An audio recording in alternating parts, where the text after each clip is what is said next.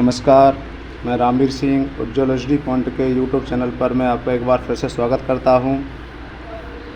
तो आज हम गद्य की विधाओं के अंतर्गत हम आत्मकथा, जीवनी और संस्मरण और भी कई सारे प्रश्न हैं, तो इसमें हम पढ़ेंगे। तो सबसे पहले आज हम आत्मकथा को पढ़ते हैं या जीवनी को पढ़ते हैं। तो देखते हैं, ये 9, 10, 11, 12 के सभी छात्रों के लिए अत्यंत महत्वपूर्ण प्रश्नोत्तरी है। यहाँ तक कि प्रतियोगी परीक्षाओं में भी यहाँ से कई बार प्रश्न पूछे गए हैं। तो सबसे पहले आज हम देखते हैं कि आत्मकथा लेखन क्या है या आत्मकथा किसे कहते हैं, और आत्मकथा का नामोल्लेख करते हुए उनके लेखकों के नाम लिखिए, उनकी विशेषताएं लिखिए। तो भाषा के माध्यम से स्वयं अपने जीवन को प्रस्तुत करना ही आत्मकथा लेखन कहलाता है। यदि हम भाषा के द्वारा हम अपने जीवन के बारे में बताएं तो इसी को ही हम आत्मकथा कहते हैं, यानी कि स्वयं के बारे में बताना ही आत्मकथा है। तो यहाँ पर कुछ आत्मकथाकार हैं, तो कुछ आप बीती। तो यहाँ आत्मकथाकार हैं भारतेंदु हरिश्चंद्र, इनकी आत्मकथा है कुछ आप बीती कुछ जग बीती। बाबू गुलाब राय की आत्मकथा है मेरी असफलताएं। हरिवंश राय बच्चन की आत्मकथा का नाम है क्या भूलूं का याद करूं। महात्मा गांधी की आत्मकथा है सत्य के प्रयोग। यहाँ तक कि और भी कई और अन्य कथाकार हैं, तो हम उन्हें भी देख लेते हैं। तो जैसे तो यहाँ पे दिए हैं कुछ आत्मकथाकार दे रखे हैं, तो उन्हें भी पढ़ लेते हैं, क्योंकि ये ऑप्शनल प्रश्नों के लिए अत्यंत महत्वपूर्ण हो जाएंगे यहाँ से। तो कुछ भारतेंदु हरिश्चंद्र के बारे में भी बताया था, कुछ आप बीती कुछ जग बीती। राहुल सांकृत्यायन की आत्मकथा है मेरी जीवन यात्रा। वियोगी हरि की आत्मकथा है मेरा जीवन प्रवाह। बाबू गुलाब राय की है मेरी असफलताएं। महात्मा गांधी सत्य के प्रयोग। हरिवंश राय बच्चन क्या भूलूं क्या याद करूं। पांडे बेचैन शर्मा उग्र, इनकी आत्मकथा है अपनी खबर। तो ये कुछ आत्मकथाकार और आत्मकथा है। तो यहाँ से परीक्षा में प्रश्न, अब यहाँ से हम पढ़ते हैं कि जीवनी किसे कहते हैं। किसी एक जीवनी का नाम लिखिए, अर्थात स्वयं के बारे में बताना आत्मकथा है, वहीं दूसरे के बारे में बताना जीवनी होता है। तो किसी व्यक्ति के जीवन को प्रस्तुत करना ही जीवनी कहलाता है। अर्थात हम जब किसी व्यक्ति के जीवन के बारे में, किसी अन्य व्यक्ति के जीवन के बारे में जब हम बताते हैं तो वो चीज़ कहलाती है जीवनी। यह किसी दूसरे व्यक्ति द्वारा लिखी जाती है। जैसे यहाँ पे लिखा हुआ है अमृतलाल द्वारा लिखित कलम का सिपाही प्रसिद्ध जीवनी है। इसके अलावा और भी कई सारी हम जीवनियाँ देख लेते हैं। तो देखते हैं, हाँ, तो कुछ जीवनीकार हैं जैसे रामविलास शर्मा, इनकी जीवनी है निराला की साहित्य साधना। अमृतलाल की है अमृत राय की है कलम का सिपाही। शांति जोशी की है जीवन अंत की जीवनी, और विष्णु प्रभाकर की है आवारा मसीहा। तो ये प्रमुख जीवनी और जीवनीकार हैं जो कई बार प्रश्न यहाँ से ऑप्शनल प्रश्न बन जाते हैं। यहाँ तक कि कई बार प्रतियोगी परीक्षाओं में भी यहाँ से प्रश्न पूछ लिए जाते हैं। अब हम इसमें इसकी विशेषताएं और हम, तो यहाँ से अगला प्रश्न हो जाएगा जीवनी और आत्मकथा में अंतर बताइए। यहाँ अथवा में हम एक प्रश्न और बोल सकते हैं।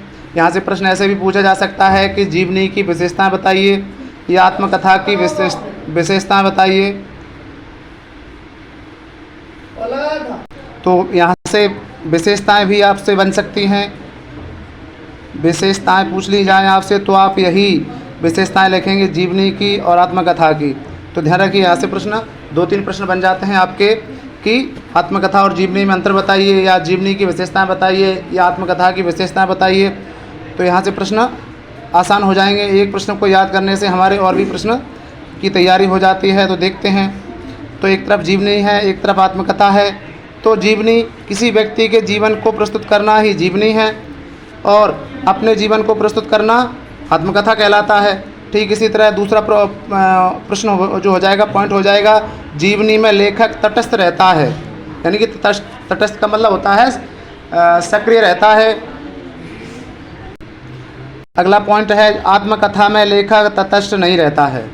तटस्थ का मतलब होता है सचेत रहना, क्योंकि यदि हम किसी व्यक्ति के दूसरे व्यक्ति के बारे में हम क्या गलत सलत नहीं बता सकते, इसलिए लेखक इसमें जीवनी में तटस्थ रहता है, सचेत रहता है। जबकि आत्मकथा खुद की होती है, यहाँ कह सकते हैं यदि खुद के बारे में कोई मिस्टेक भी हो जाए तो चलेगा, तो इसलिए यहाँ पे आत्मकथा में लेखक तटस्थ नहीं रहता है। तीसरा पॉइंट हो जाएगा, जीवनी को प्रामाणिकता की आवश्यकता है, यानी कि यहाँ पे कोई भी बात असत्य के आधार पर नहीं बताई जा सकती है। आत्मकथा की प्रामाणिकता की कोई आवश्यकता नहीं होती है। एक उदाहरण हो जाएगा, कलम का सिपाही है ना, अमृत राय की है कलम का सिपाही, और बाबू गुलाब राय की है मेरी असफलता, ये आत्मकथा है। तो ये अत्यंत महत्वपूर्ण प्रश्न है 9, 10, 11, 12 के सभी छात्रों के लिए, तो उसे अच्छे से याद करें। तो हम इसको आगे देखते हैं। अब हम आगे इसी क्रम में देखते हैं कि संस्मरण क्या है, संस्मरण किसे कहते हैं, प्रश्न आपसे पूछा जा सकता है। तो याद रखिए, संस्मरण का तात्पर्य होता है स्मरण, सम्यक स्मरण, अर्थात जब लेखक अद्भुत की गई घटनाओं अथवा किसी व्यक्ति या वस्तु का मार्मिक वर्णन अपनी स्मृति के आधार पर करता है, यानी कि स्मृति के आधार पर वर्णन करना ही संस्मरण कहलाता है। स्मृति का अर्थ होता है यादों के आधार पर, जब हम किसी बात का वर्णन अपनी यादों के आधार पर करते हैं तो वही संस्मरण कहलाता है। तो संस्मरण का तात्पर्य है सम्यक स्मरण, अर्थात जब लेखक अद्भुत की घटनाओं का अथवा किसी व्यक्ति या वस्तु का मार्मिक वर्णन अपनी यादों या स्मृति के आधार पर करता है तो यह संस्मरण कहलाता है। तो आगे देखते हैं। तो यहाँ पे कुछ संस्मरणकार और उनकी रचनाएं संस्मरण दिए हुए हैं, तो उन्हें भी देख लेते हैं। तो शिवरानी देवी, तो इनका संस्मरण है प्रेमचंद घर में। उपेंद्र नाथ अस्क, इनका संस्मरण है मांटो मेरा दुश्मन। अगले हैं महादेव वर्मा, तो इनका संस्मरण है पथ के साथी। अगले हैं अमृतलाल नागर, इनका है जिनके साथ जिया। सेठ गोविंद दास, इनका संस्मरण है स्मृति कण। तो इस प्रकार से ये कुछ संस्मरणकार और कुछ संस्मरण हुए। अब हम इसी क्रम में आगे देखते हैं प्रश्न, रेखा चित्र किसे कहा जाता है। ठीक है, तो रेखा चित्र को तो देखते हैं, रेखा चित्र किसे कहते हैं। तो रेखा चित्र अंग्रेजी का स्केच शब्द है। स्केच, ये आपसे पूछा जा सकता है प्रश्न कि रेखा चित्र का अर्थ है स्केच, तस्वीर या कुछ और ऐसे आपको ऑप्शनल प्रश्न में आपसे पूछ लिया जाएगा। तो याद रखिए, ध्यान रखिए कि रेखा चित्र का तात्पर्य होता है स्केच। तो स्केच शब्द है जिसका अर्थ है शब्द चित्र। जिसका स्केच शब्द का अर्थ क्या होता है, यह भी आपसे पूछ लिया जा सकता है कि इससे स्केच शब्द का अर्थ है रेखा शब्द चित्र। जब हम किसी घटना, व्यक्ति या वस्तु का शब्दों के माध्यम से ऐसा कलात्मक वर्णन करते हैं, ऐसा कलात्मक अविस्मरणीय वर्णन करते हैं कि आँखों के सामने चित्र सा उपस्थित हो जाता है, उसे रेखा चित्र कहते हैं। ऐसा वर्णन कि जिसका वर्णन करते ही हमारे सामने जब भी हम देखें तो हमारे सामने एक आँखों के सामने बिल्कुल वास्तविक चित्र जैसे बन जाता है, उसी को हम रेखा चित्र कहते हैं। अब आगे हम देखते हैं कुछ रेखा चित्र और उनके रेखा चित्रकार, उनके रेखा चित्रों को पढ़ते हैं। तो नीचे कुछ रेखा चित्र दिए हैं। तो यहाँ रेखा चित्र और संस्मरण में अंतर देख लेते हैं। यहाँ से भी प्रश्न आपसे पूछ लिया जा सकता है कि संस्मरण और रेखा चित्र में अंतर स्पष्ट कीजिए। तो एक तरफ यहाँ पे विशेषताएं भी आपसे पूछी जा सकती हैं कि संस्मरण और रेखा चित्र की विशेषताएं लिखिए, तो यही आपकी विशेषताएं हो जाएंगी। और इन प्रश्नों को एक फेयर कॉपी में अच्छी तरह से एक नोट्स बनाइए और रिवीजन करिए। तो एक तरफ संस्मरण, यहाँ पे रेखा चित्र डालना, यहाँ पे रेखा चित्र डालें एक साइड में और दूसरी तरफ डालें संस्मरण। तो पहले रेखा चित्र देख लेते हैं। तो रेखा चित्र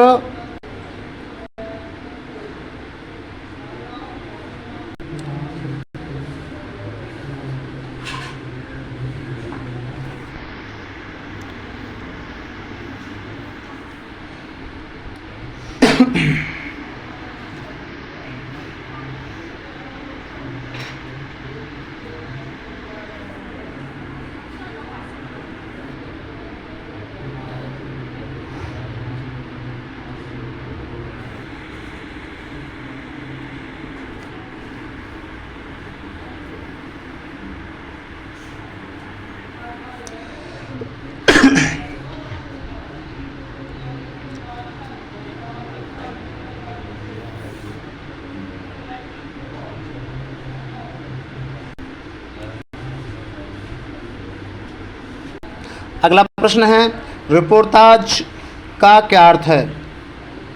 तो अथवा प्रमुख 2 रिपोर्टाज लेखकों के नाम और उनकी एक रचना सहित लिखिए।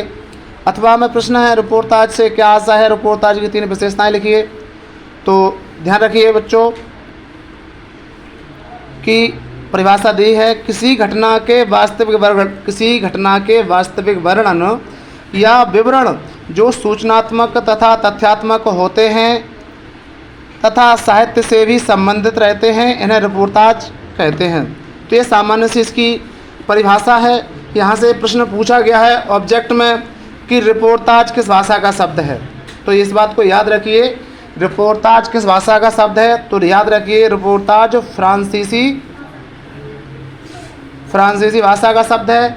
और आपसे पूछ लिया जाए रिपोर्ट किस भाषा का शब्द है, तो रिपोर्ट आपका अंग्रेजी भाषा का शब्द हो जाएगा, रिपोर्ट। ठीक है, यानी कि रिपोर्ट आपका अंग्रेजी भाषा का शब्द हो जाएगा। तो इन तथ्यों को विशेष याद रखें, क्योंकि यहाँ से ये प्रश्न कई बार, बहुत बार परीक्षा में पूछा गया है कि रिपोर्टाज किस भाषा का शब्द है, तो हो जाएगा फ्रांसीसी, और रिपोर्ट किस भाषा का शब्द है, तो हो जाएगा आपका अंग्रेजी। अब आगे हम प्रश्न देखते हैं। आगे दिया हुआ है अगला प्रश्न, इनकी विशेषताएं बताइए। तो देख लेते हैं। रिपोर्टाज की विशेषताएं हो जाएंगी, वास्तविक घटना का वर्णन होता है, यहाँ पे सूक्ष्म निरीक्षण किया जाता है और उस पर मनोविश्लेषणात्मक जो है व्याख्या की जाती है। अब यहाँ पे कुछ लेखक या रिपोर्टाज और रिपोर्टाज के अर्थ दिए हुए हैं। तो जैसे भगवत शरण उपाध्याय, इनका रिपोर्टाज है खून के छींटे, एवं शमशेर सिंह बहादुर का है प्लाट का मोर्चा। ये कई बार पूछ लिया गया। धर्मी भारतू की है युद्ध यात्रा, और निर्मल वर्मा का है चीड़ों पर चांदनी। तो ये भी अत्यंत महत्वपूर्ण प्रश्न है। इसी क्रम में हम अगला प्रश्न देखते हैं। तो यात्रा साहित्य से आप क्या समझते हैं? इसके प्रमुख 2 लेखकों के नाम लिखिए। तो यात्रा साहित्य नाम से पता चल रहा है, यात्रा करना और उससे कुछ जानकारियाँ को एकत्रित करना। तो जैसे यात्रा साहित्य वह साहित्य जिसमें व्यक्तियों या समस्याओं के अंकन के स्थान पर प्रदेश विशेष का आंचलिक वर्णन होता है। यहाँ पे यात्रा साहित्य में किसी प्रदेश विशेष का, किसी खास जगह का वर्णन किया जाता है, उसी को यात्रा साहित्य कहते हैं। तो यात्रा साहित्य और लेखक और रचना दी है कन्हैयालाल मिश्र, इनकी यात्रा साहित्य हमारी जापान यात्रा। राहुल सांकृत्यायन है घुमक्कड़ शास्त्र, अज्ञे जी का है अरे यायावर रहेगा याद, रामधारी सिंह दिनकर का है देश विदेश। ठीक है, ये भी प्रश्न पूछ लिया जा सकता है कि अज्ञे का पूरा नाम क्या है। तो आप याद रखें, अज्ञे का पूरा नाम है डॉक्टर सच्चिदानंद हीरानंद वात्स्यायन अज्ञे। ये भी प्रश्न कई बार परीक्षा में पूछा गया है। अब ये इस श्रृंखला का ये आखिरी प्रश्न है, तो इसे भी देख लेते हैं। प्रश्न है कि गद्य काव्य किसे कहते हैं, इसकी विशेषताएं बताइए। तो ये भी प्रश्न महत्वपूर्ण प्रश्न है और ये श्रृंखला का आखिरी प्रश्न है। तो गद्य काव्य, गद्य और पद्य बीच की विधा है। तो इससे प्रश्न याद आ गया कि गद्य और पद्य को हम कौन सा काव्य कहते हैं। तो गद्य और पद्य मिश्रित काव्य को हम चंपू काव्य कहते हैं। ये भी प्रश्न याद रखना। तो गद्य और पद्य के बीच की विधा है ये गद्य काव्य। तो इसमें गद्य के माध्यम से किसी भावपूर्ण विषय की काव्यात्मक अभिव्यक्ति होती है। इसकी विशेषताएं हो जाएंगी, इसका गद्य सामान्य से अधिक सरस होता है, साधारण होता है, इसमें विचारों की अभिव्यक्ति नहीं होती है बल्कि भावों की अभिव्यक्ति होती है। यह निबंध की अपेक्षा संक्षिप्त तथा वैयक्तिक होता है। इसमें केवल एक केंद्रीय भाव की प्रधानता होती है। इसमें भावनाओं का चित्र अन्योक्ति या प्रतीक पद्धति द्वारा होता है और इसमें हमेशा रहस्यात्मकता बनी रहती है। तो इस तरह से ये गद्य की विधाएं से संबंधित आज सभी प्रश्न पूरे हो गए हैं। अब हम अगले वीडियो में कुछ ऐसा ही लेकर आएंगे। अगला वीडियो हम लेकर आएंगे पद्य साहित्य। तो यहीं पे हम इस वीडियो को समाप्त करते हैं। वीडियो अच्छा लगा है तो अपने मित्रों में शेयर कीजिए, चैनल को सब्सक्राइब कीजिए और वीडियो को लाइक कीजिए। यदि आपकी समझ में कोई बात नहीं आई है, कोई प्रॉब्लम है, कोई समस्या है, तो आप उसे कमेंट के माध्यम से आप हमसे पूछ सकते हैं। मैं निश्चित ही आपकी कमेंट को रिप्लाई करूँगा। अब हम अगले वीडियो मिलते हैं। जय हिंद, जय भारत।